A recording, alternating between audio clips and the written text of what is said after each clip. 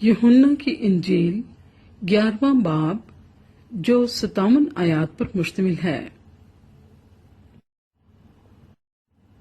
मरियम और उसकी बहन मर्था के गांव बैतनिया का लाजर नाम एक आदमी बीमार था। ये वही मरियम थी जिसने खुदावंद पर इत्र डालकर अपने बालों से उसके पांव पहुंचे। इसी का भाई लाजर बीमार था। बस उसकी बहनों ने उसे ये कहला भेजा कि आए खुदावंद, देख, जिसे तू अजीज रखता है वो बीमार है। यीशु ने सुनकर कहा, ये बीमारी मौत की नहीं बल्कि खुदा के जलाल के लिए है, ताकि उसके वसीले से खुदा के बेटे का जलाल जाहिर हो। और यीशु मर्था और उसकी बहन और लाजर से मोहब्बत रखता था। बस जब उसने सुना कि वो बीमार है तो जिस जगह था वहीं 2 दिन और रहा। फिर उसके बाद शागिर्दों से कहा, आओ फिर यहूदिया को चलें। शागिर्दों ने उससे कहा, ऐ रब्बी, अभी तो यहूदी तुझे संसार करना चाहते थे और तू फिर वहां जाता है। यीशु ने जवाब दिया, क्या दिन के 12 घंटे नहीं होते?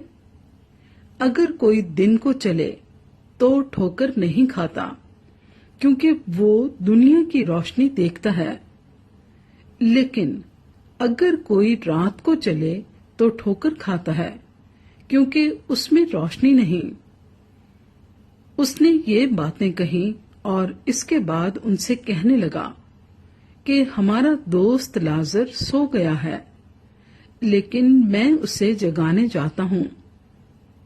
बस शागिर्दों ने उससे कहा, आए खुदावंद, अगर सो गया है तो बच जाएगा।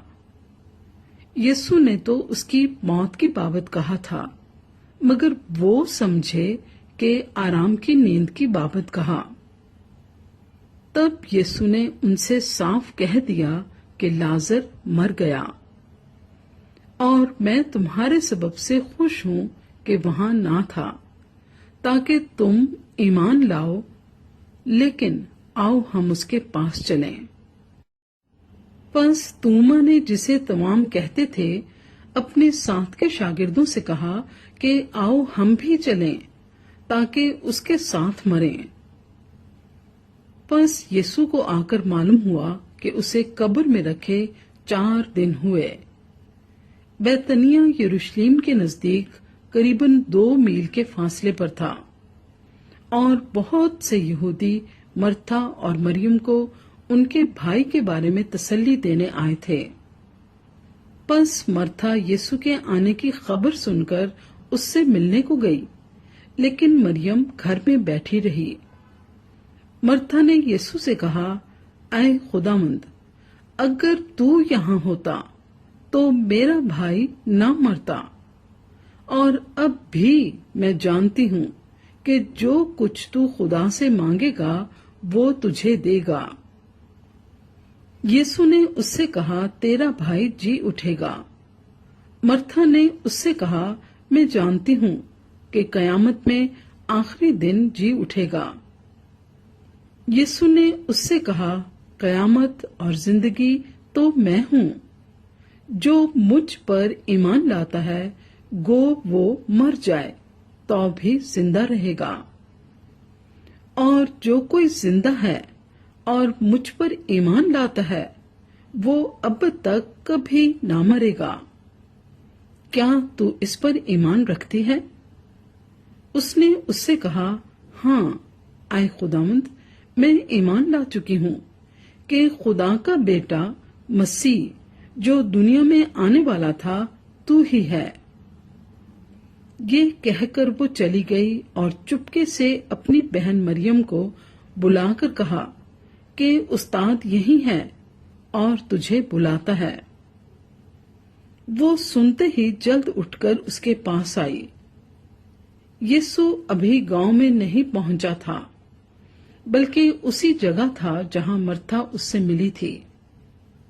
बस जो यहूदी घर में उसके पास थे और उसे तसल्ली दे रहे थे, ये देखकर कि मरियम जल्द उठकर बाहर गई, इस ख्याल से उसके पीछे हो लिए कि वो कब्र पर रोने जाती है।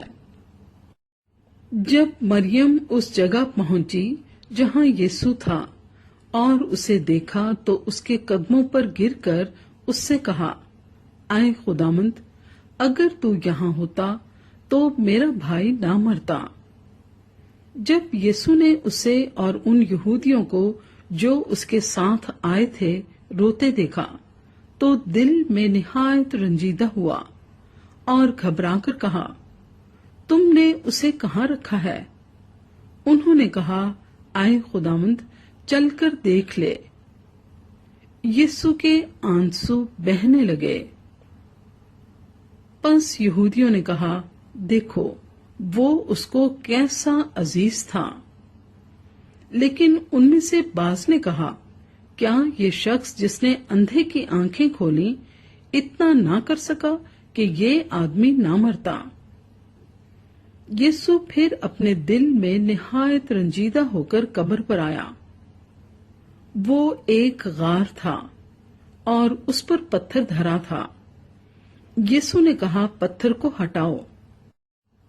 उस मरे हुए शख्स की बहन मर्था ने उससे कहा, आए खुदावंद, उसमें से तो अब बदबू आती है, क्योंकि उसे 4 दिन हो गए। यीशु ने उससे कहा, क्या मैंने तुझसे कहा ना था कि अगर तू ईमान लाएगी तो खुदा का जलाल देखेगी? बस उन्होंने उस पत्थर को हटा दिया। फिर यीशु ने आंखें उठाकर कहा, ऐ बाप, मैं तेरा शुक्र करता हूँ कि तूने मेरी सुन ली, और मुझे तो मालूम था कि तू हमेशा मेरी सुनता है, मगर इन लोगों के बायस जो आसपास खड़े हैं मैंने ये कहा ताकि वो ईमान लाएं कि तू ही ने मुझे भेजा है। और ये कहकर उसने बुलंद आवाज से पुकारा कि ऐ लाजर, निकल आ। जो मर गया था वो कफन से हाथ पांव बंधे हुए निकल आया और उसका चेहरा रुमाल से लिपटा हुआ था। यीशु ने उनसे कहा, उसे खोलकर जाने दो।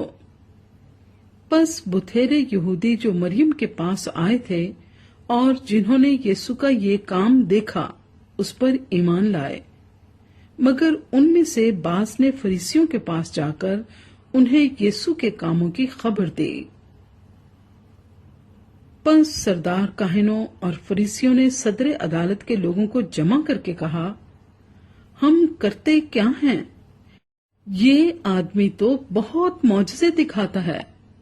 अगर हम उसे यूं ही छोड़ दें तो सब उस पर ईमान ले आएंगे और रूमी आकर हमारी जगह और कौम दोनों पर कब्जा कर लेंगे।